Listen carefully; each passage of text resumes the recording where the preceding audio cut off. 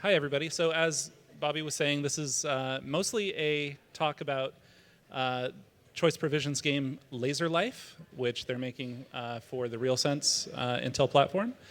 And hopefully you guys will have some time a little bit later today in between panel sessions. We actually have a couple of the machines set up to play the game if you're interested.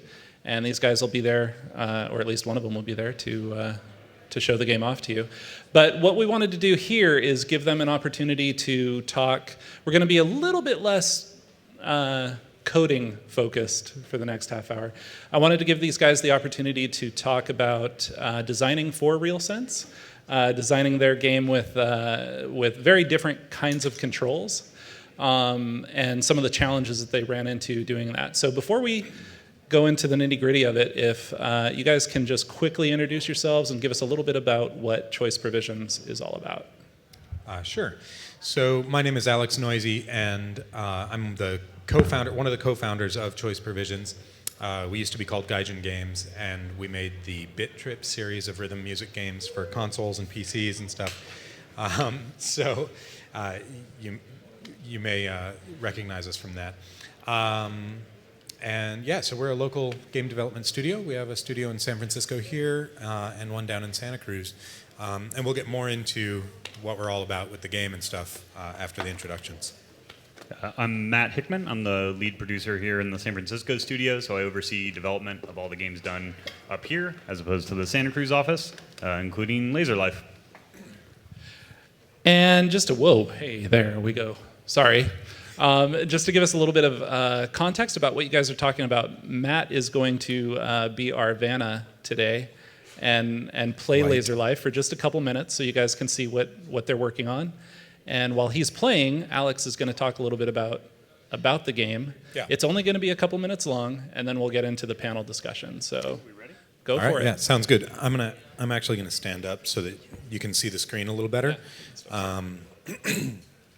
So Matt will fire up the game, and like Chuck said, we're only going to show a very small portion of it here on stage, but then we do have machines set up over in the back corner over there, and we will definitely be happy to demo the game for you there. The game is an alpha state, so we're all developers here, so we know what games or products look like before they're finished, which is to say, not finished. So forgive any weird goofiness that you see. But you can notice that Matt is just using his hand here in front of the Realsense camera to control everything that he's doing on the screen right now. And the quick gist of the game, just so you kind of understand what's going on, you see this astronaut floating in the center there. Some alien entity has found this astronaut, a dead human astronaut floating through outer space. And they slurp the astronaut up onto their spaceship, which is a very abstract, strange spaceship. And they want to figure out what this entity was. They know it was a biological entity, but they don't know what an astronaut is. They don't know what a human is. And so they extract the physical manifestations of that astronaut's memories. And you'll see that as Matt plays, he's reaching into the screen and grabbing these memory molecules as they come to the camera. And the game is a rhythm music-based game, and so everything that you do is to the beat of the music. And so if he does perfect timing, you see where it says great there, that was good timing. That was good timing before, that was perfect. Great timing, and then he goes perfect. No pressure, Matt. Yeah, no pressure. And anyway, you get more points for all that. So in this first phase, you're collecting all the molecules by grabbing, and then in the next phase, you synchronize all of the memories, all of the molecules into an actual memory. And the way you do that is you fly through these memory nodes, and hopefully he'll get there, but we probably won't make it much further than that here on stage. So you do one of these and you fly through, and then you have to fly and avoid some subconscious blocks from the dead astronaut to fly back to the spaceship, and then energize the astronaut like Emperor Palpatine, and then the memory is made manifest and actually tangible and comes out of the dead astronaut and hovers there in your spaceship around the astronaut. And so as you play, you're basically painting this portrait piece, a biography piece of this astronaut through imagery. And so you start to understand what that astronaut was and is and how they died and all that.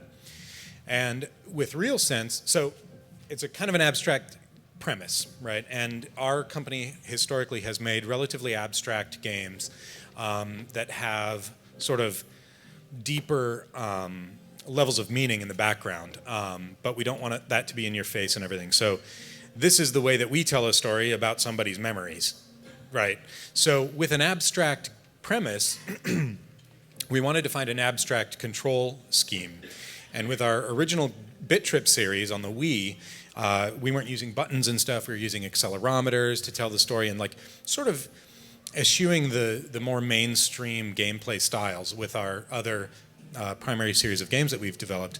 And so we were looking for a way to do that with Laserlife. And as we were talking about the concept with several partners in the industry, but also we did a couple of talks about Laserlife as a concept. And after a little evaluation, we tended to agree. And so you'll see here, Matt is flying that laser up and down just by doing this with your hand. Hey, get that mouse cursor out of there. Thank you. And so this is like you might do with your hand outside the car window as you're driving, right? And as he's flying through these flower petal-looking things, he's connecting all of the memory synapses, or whatever you want to call them, to solidify the essence of the memory. And so, again, that's done just like this.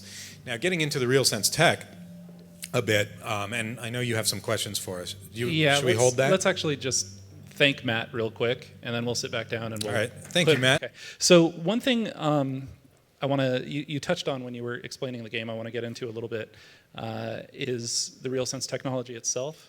Now, I don't want this to seem like, this is all about Intel, but you are using this new Intel technology. But it is, right? Yeah.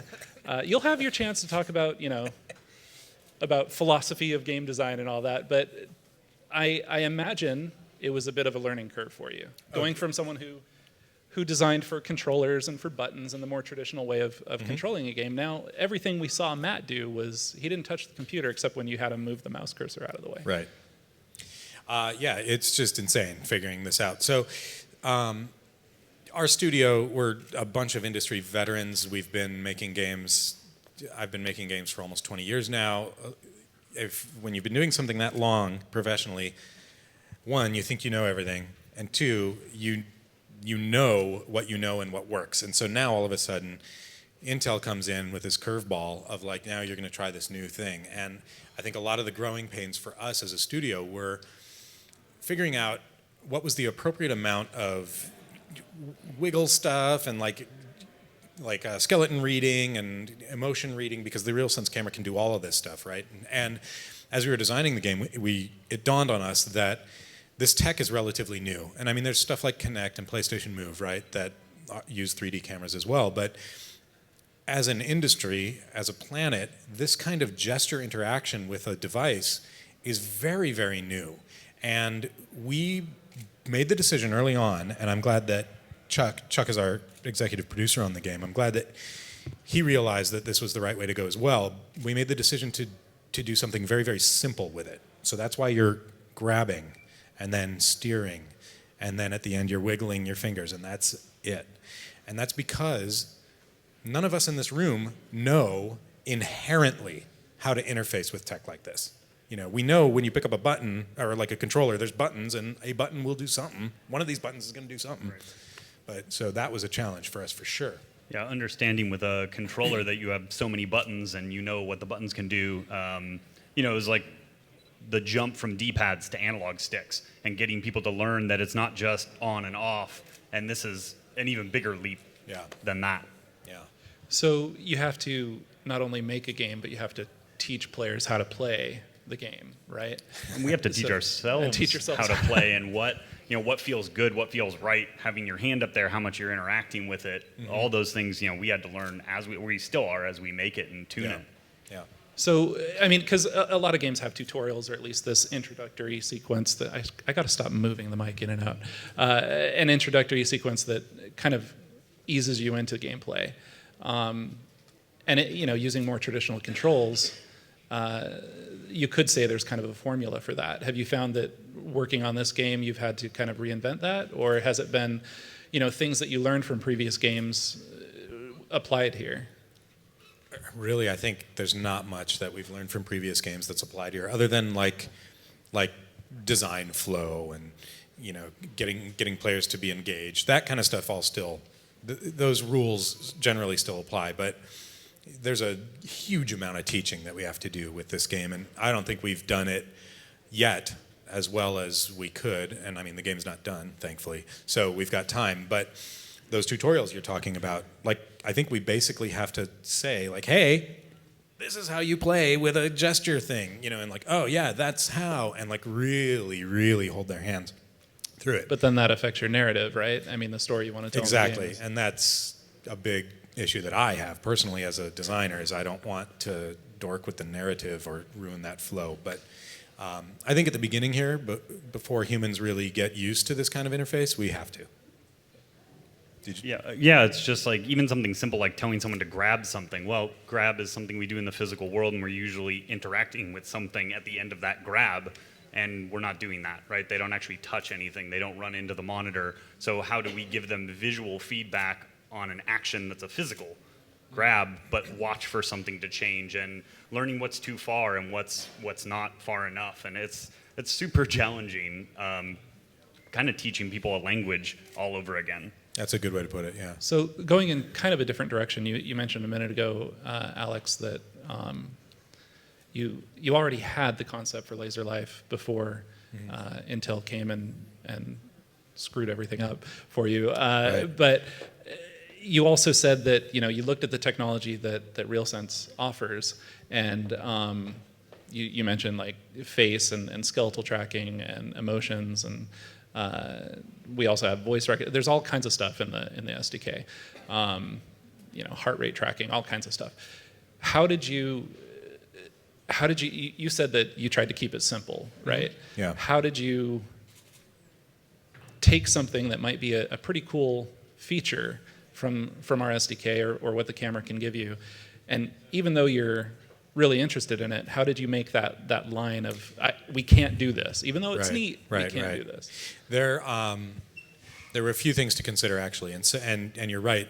The Realsense technology has all these cool bells and whistles and stuff that you can do, and I think if we tried to do all of it, there were a few considerations we made when we went into it. One was, what is too much for the player? What is too much to expect the player to understand? So if we're tracking your heart rate, we're tracking your emotions, we're tracking your hands, your voice, and all of that has feedback in the game, it's just going to overwhelm the player, and it's going to become muddy. It's going to muddy up the game. So that was one thing, and that was primarily where we started. But another consideration, and this is, speaking frankly about the Realsense tech, is we're all friends here, so it's what's okay. that? We're all friends here. So there's a lot of processor-intensive stuff that happens when you are tracking somebody's facial, movements and skeleton and everything, and making video games is incredibly processor-intensive and very difficult, and it's hard to even get your video game running at a good performance benchmark, let alone when you're doing all these other processor-intensive things. So by necessity, we had to pick and choose. And then I think it really just benefited Intel, as well as our company, and as well as the project, that we wanted to go with something touchy and feely and minimal anyhow. Let's talk about some of the, because you said I have been involved with the project, so I know a bit about what you guys have had troubles with. When you guys were watching the video that they had up, you saw Matt's blue silhouette hand popping into the screen once in a while. And since, like I said, we are all friends here, I know that has been a tremendously controversial bit of design. So Matt, why don't you talk a little bit about why this has been so difficult? Well, the blue kind of human silhouette goes one way or another. One, it's great because it cements you in the game world. You see yourself, oh, great. I know I'm getting feedback that it's registering me, that I'm picking it up. But we also noticed on the flip side that it causes really bad habits. You start moving closer to the camera loses track of you because you're way up right on the sensor. So you're covering too much. It's detecting too much of you. Yeah, it starts detecting your whole body, and maybe it'll start tripping off things that you don't want it to. So it's this weird balance of how much feedback do we give the user, and how much, how do we keep them operating within the parameters we want them to? Because building a game, you always want to be in control of what the player's doing, right? You always want to know what they can and cannot do. And with this technology, it kind of opens the door a little bit. They can do stuff that you may not be prepared for them to do. And the blue silhouette thing kind of ties in that. Well, okay, at least we can give them feedback with this little person of make sure this is on the screen or make sure it's a certain distance away. So it's been kind of a blessing and a curse having it there, and not sure if we know what to do with it entirely. Yeah, we're figuring that one out. Make it an option. Toggle on or off. There. Oh, I think we will actually make it an option, but it'll be default to on until people get used to it, kind of thing. Okay, so I do want to give time for the audience out here to ask any questions that they might have, but I do have one other thing. It's not so much a question, more of something for you guys to kind of mentally explore. When I look at this game, and I hope when a lot of the people out here look at the game, they also see elements of Res or Child of Eden. Hopefully you guys are aware of that. And I don't know what you're talking. What are those games? Okay. Are those video games? So how much from other games are you drawing on this one? Being inspired by, I mean. I think we should probably both field this because it'll be different for each of us. But certainly Res and Child of Eden are, very, very big influences. Res more so than Child of Eden, to be honest. But everyone in our studio has played them both, and we're big fans of Res. But I think this game is a little bit more like a Bit Trip game than it is like a Res or a Child of Eden, which is good for us because then it's familiar. But yeah, I think it's things like those games that are abstract and floaty. That's what we're going for sure. And those were influences for sure. Real quick though, in what ways is it more like a Bit Trip game? Because having played the Bit Trip games, I'm not seeing a lot of similarity, at least on the surface. Well, if anyone here has played Bit Trip games, you may understand what I'm getting at, in the sense that there's a deep story about an individual, a human. There's a very human story underneath all of the bells and whistles and the fancy and the glowing and the whatever, right? And you don't need to know that to enjoy the game. And many people have played our Bit Trip games and never knew it was about anything other than beeps and boops and making stuff happen to the beat of a music, And so this game, I think, can be a lot like that. And also, we've got a lot of similar design flow where as you're doing better, it layers more music and more tones on and that kind of stuff. And so, whereas Res, I think, was a much more linear thing. You start the level, you go to the end, you beat the boss, that's all done.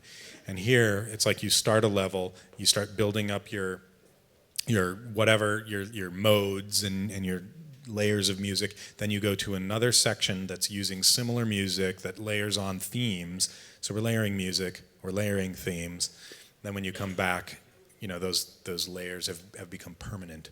Well, and also the place that really is similar to Bit Trip is how we build mechanics. You start out simply running, jumping, ducking, and here we're teaching kind of basic movements and then adding to them. And then the phase after that one, you're moving in a more 3D space. And then in the end, kind of wiggly fingers. Just how we build those mechanics, we're not just throwing them all into one area. So kind of teaching people slowly over time as the game builds and kind of evolves that way. And in that sense, yeah, I think it's very much like Bit Trip. Okay, so to wrap up, I want to, like I said, give the audience some time, but for each of you, I have one question, so let's have Matt answer the first one. If there was one lesson to be learned from Realsense so far, one either amazing thing to learn or one like, make sure you don't do this, what would that thing be? I think it's more of a overarching recommendation is never assume you know what the player is going to do. The times we have thought something would be extremely obvious to do with something, they've gone and done something totally different. We've had a little gesture of a hand going like this, and we see people going like that. Like, don't ever assume you know what they're going to do, and it maybe be a little more blatant than you think you have to be, because it keeps circling back to that same theme. You're teaching people a different way to interact with something, and that takes a lot of hand-holding. Yeah, and I guess my answer would be, if you're going to work with Realsense, I would say keep it simple, stupid, that old adage. Pick a few things you want to focus on that you think are unique, that Realsense offers. Don't try to do everything, because I think you'll have a more pure game experience, and you'll also have an easier time working with Realsense because it is still so new, and we are all learning this new way of interfacing with devices. And whether you're a super genius or not, it's new, and you have to learn it. So start simple and go from there. All right, does anyone have any questions for these guys? So, in history, a lot of the different input technologies that have come out, like the Wii Remote, the Kinect, and other things that rely more on natural human motion, you've seen over time that they tend to resemble the motions that the things that are successful in the use cases that are working are things that resemble that type of motion. So, things where you're swinging a sword.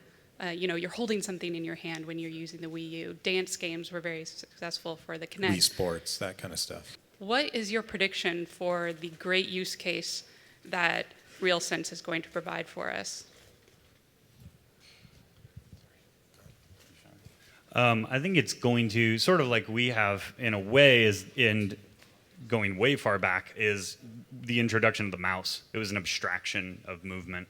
An abstraction of a behavior, like when did humans ever do this and drag around? And I think with Realsense, it's, at least speaking to the parts of it we're using, is its abstraction of things we're used to doing, simplification of them, things like that. I think a lot of full body movement or a lot of very precise tracking, it's difficult because of that lack of physical interaction. So I think just abstracting and simplifying is where it'll find that kind of sweet spot, hopefully. At least that's what we think right now.